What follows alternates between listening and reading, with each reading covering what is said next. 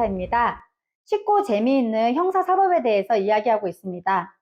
지난 시간에 고소장 접수가 거부됐을 때 어떻게 해야 되냐, 당황하고 그냥 끝내야 되냐, 이거에 대해서 영상으로 말씀을 드렸잖아요. 그랬더니 많은 분들이 좀 더 구체적으로 궁금한 게 많으시더라고요. 일단은 고소장 접수가 안 됐을 때, 실패했을 때 어떻게 구체적으로 항의를 하고 어떻게 어디 가서 뭘 어떻게 싸워야 되고 이걸 좀 자세히 얘기해달라, 이런 분들도 계셨고요.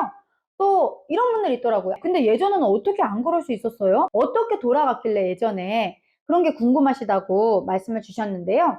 예전에는 검경수사권 조정이 2021년 1월 1일부터 시행됐잖아요. 그래서 2020년 12월 말까지는 검찰과 경찰에 어디서든 고소장을 받았어요. 그래서 원래는 경찰에 내는 게 맞죠. 왜냐하면은 기본적인 수사를 다 경찰에서 하거든요. 그래서 경찰에 내는 게 맞는데, 경찰에서 뭐 예를 들어 증거가 안 될 것 같다, 뭐 여러 가지 이유로 이거를 받아주지 않거나, 아니 뭐 피해자가 뭐 성폭행 당했다고 하는데 뭐 옷 이렇게 입고 그러면 뭐 당할 수도 있는 거 아니에요, 막 이런 식으로 뭔가 2차 피해적인 말을 하거나 뭔가 이런 일을 겪은 분들은 그 당시에는 검찰로 갈 수가 있는 거예요.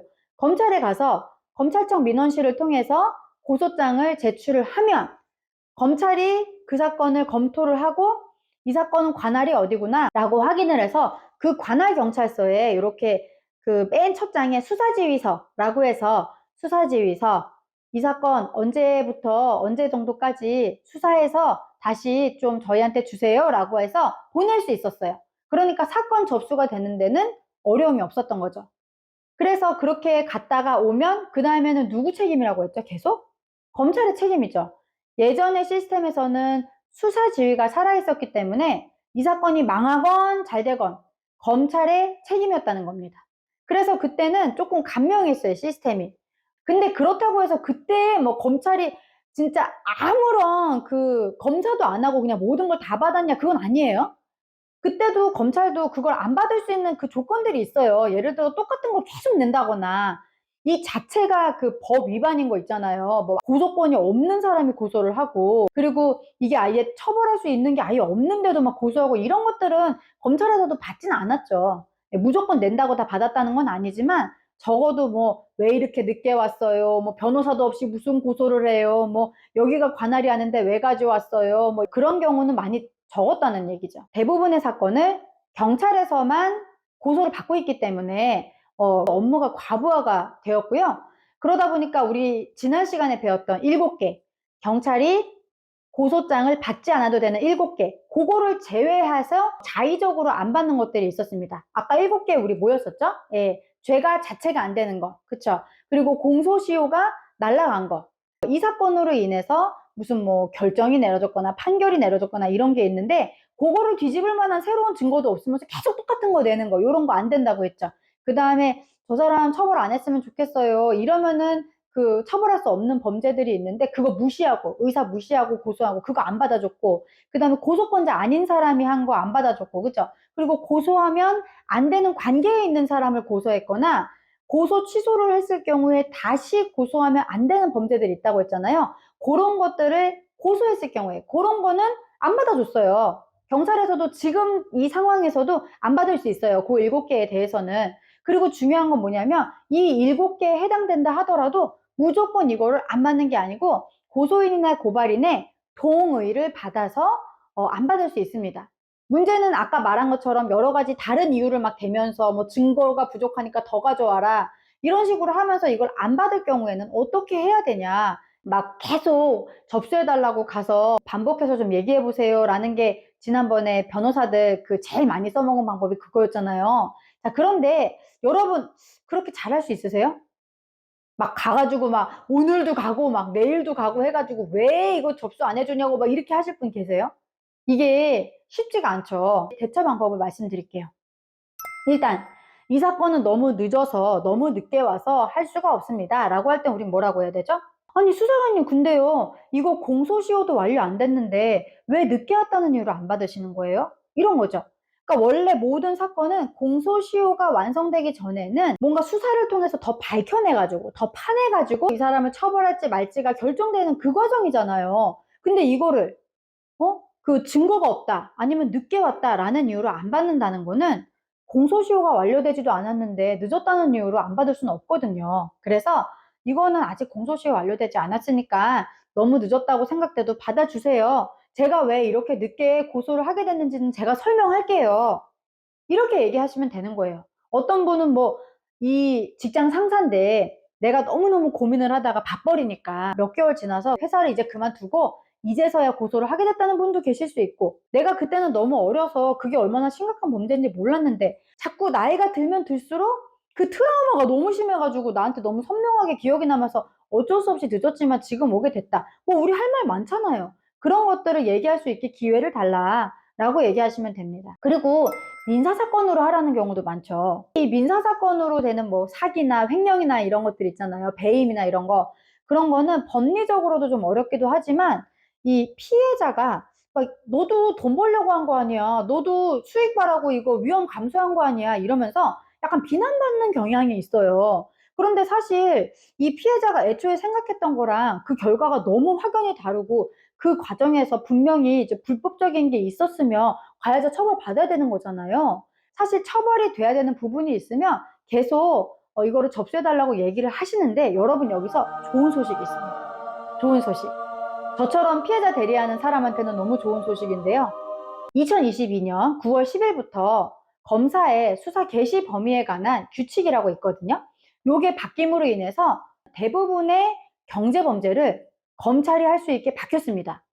여러분 이게 무슨 말이냐면요, 이 경제사건에 대해서 경찰에서 이거 민사사건이니까 가세요, 증거 부족하니까 가세요 라고 해서 자꾸 경제사건을 받지 않으려고 하면 여러분 어딜 생각해야 돼요? 검찰청에 가셔서 이렇게 얘기하시는 거죠. 2022년 9월부터 요 범죄도 검찰에서 처음부터 수사할 수 있습니다, 받아주세요. 이렇게 해서 검찰청 민원실을 통해서 경제사건을 접수할 수 있습니다. 그리고 관할에 대한 내용도 있어요. 막 경찰에서 이거는 뭐 우리 관할이 아니에요 이러면서 다른 데 가세요 이런 경우 있잖아요. 근데 그럴 경우에는 이런 얘기를 하시면 돼요.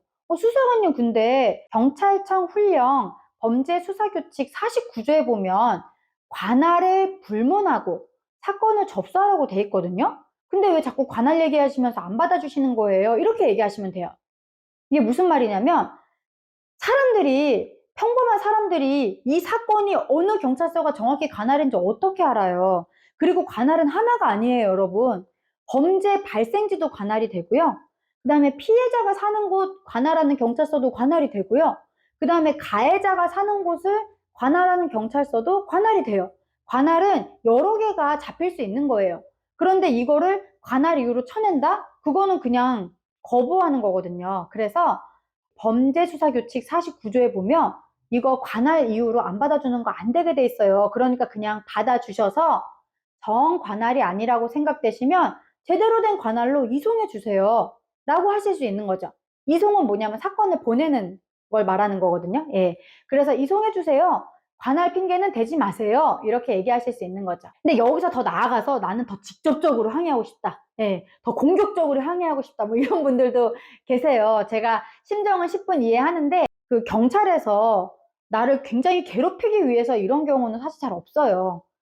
제가 여러 번 말씀드렸다시피 검경수사권 조정과 검수완박을 거치면서 경찰의 수사 인력이 감당할 수 없을 정도로 너무나 많은 사건이 경찰에 몰리고 있어요. 그 중에서 특히 경제사범이나 이런 거는 법리가 굉장히 복잡하고 또 사회가 굉장히 다양해지면서 더 복잡한 범죄들이 많이 생기고 있어요. 그러다 보니까 이거를 사건이 가뜩이나 많은데 어렵다? 그럼 더 느려진다? 힘들어 죽겠다 막 이렇게 되면서 이 거부가 되는 경우들이 있거든요. 예, 그래서 그런 거 좀 감안하시되 이런 방법들을 이제 조금 약한 것부터 말씀을 드릴게요. 첫 번째로 국민권익위원회에 신고를 하실 수 있어요. 국민권익위원회에 이제 여러 요거에 관련된 결정이 있거든요. 어떤 게 있었냐면 어떤 사람이 112에 신고를 했어요. 112에 신고를 해서 이제 사건 접수가 됐어요. 그랬는데 이게 돌아가는 상황을 보니까 제가 지난번에도 말씀드렸다시피 112 신고는 고소사건으로 된다고 했어요, 안 된다고 했어요? 고소사건이 아니고 무슨 사건이라 했죠? 인지사건이라 했죠. 인지사건이랑 고소사건은 차이가 난다고 했죠. 그래서 이분이 야 이거는 안 되겠다, 고소장을 제대로 내야겠다라고 해서 인지사건으로 돼 있는 거에 추가로 고소장을 냈어요. 그랬더니 이 경찰관이 뭐라고 했냐면, 아니 사건 잡혀있는데 왜 또 고소장 냈냐고, 가져가라고 하면서 그걸 안 받은 거예요. 그거 제대로 된 업무 처리 아니다 라고 권익위에서 권고를 한 것이 있고요. 그리고 뭐 이런 사건도 있어요. 이런 걸 뭘 신고하냐 이렇게 가지고 안 받은 거, 그런 것들도 다 제대로 된 업무 처리 아니라고 시정하라고 권고가 나온 게 있습니다. 그리고 또 이런 거를 있어요. 그 경찰서마다 있는 청문감사실에 얘기를 하는 거죠. 제가 언제 요런 걸로 인해서 고소장을 가져갔는데, 아니 말도 안 되는 이런 이유를 가지고 고소장을 안 받아주더라고요. 그래서 저 이거 문제 있다고 생각해서 말씀드리려고요. 청문감사실에 얘기하실 수 있고요. 그리고 경찰청에 정식으로 진정서를 낼 수도 있어요. 이 진정서는 그 홈페이지, 경찰 민원 포털 홈페이지에 가면 진정서 서식이 나오는데요. 그 서식을 따라서 내가 이런 일을 겪었는데 부당하다고 생각된다 라고 해서 진정서를 넣으시면 그거에 대해서 뭐 조사를 하거나 확인을 하는 과정을 거치니까 그렇게 해서 도움을 얻으실 수도 있고요. 또 어떤 분은 직무유기로 고소하시는 경우도 있어요. 그 경찰의 직무는 사건을 접수를 잘 받고 이거를 처리를 해야 되는데, 지금 말도 안 되는 이유로 사건을 접수를 안 받는다 이렇게 해가지고 직무유기로 막 고소하시는 분도 있고요.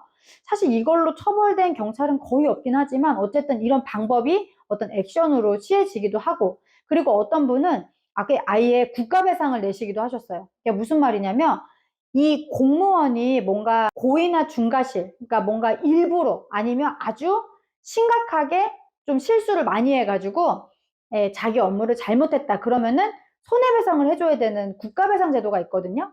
그래서 이 국가배상 제도를 통해서 나는 이 고소장이 접수되지 않은 거에 고의나 중과실이 있다고 생각한다 라고 해서 소송을 냈는데 이긴 분도 있어요. 그리고 어떤 분은 그냥 이제 민사소송으로 내가 이 고소장을 저 사람이 안 받아줘가지고 너무 정신적인 스트레스를 너무 심하게 겪어서 막 위자료 청구 소송을 했기도 했거든요. 그래서 이분은 3심까지 가셔가지고 다 이기셨더라고요. 그래서 다양한 방식으로 항의를 할 수는 있습니다. 근데 제가 이 얘기를 다 나눠서 드리면서 참 마음이 안 좋은 게, 안 그래도 범죄 피해로 힘들고 고통스럽고 매일매일 견디기가 어려운데 계속 이거 해라, 이거 해라, 이거 안 되면 이거 해라, 이거 해라 이렇게 계속 얘기하는 게 좀 너무 죄송스러워요. 예. 근데 어떡하겠어요. 이게 법이 이렇게 바뀌면서 길이 좁아졌고 그 길을 가고자 하는 사람은 많아졌어요. 그래서 가는 길이 더 힘들어지게 된 거죠. 자, 그래서 혼자서는 난 이걸 도저히 못하겠다라고 할 경우에는 그 고소장 접수를 위해서 같이 싸워주실 다른 사람의 도움을 받거나, 그런 범죄에 대해서 범죄 피해자를 지원하는 단체들의 도움을 받으시는 것도 추천드려요.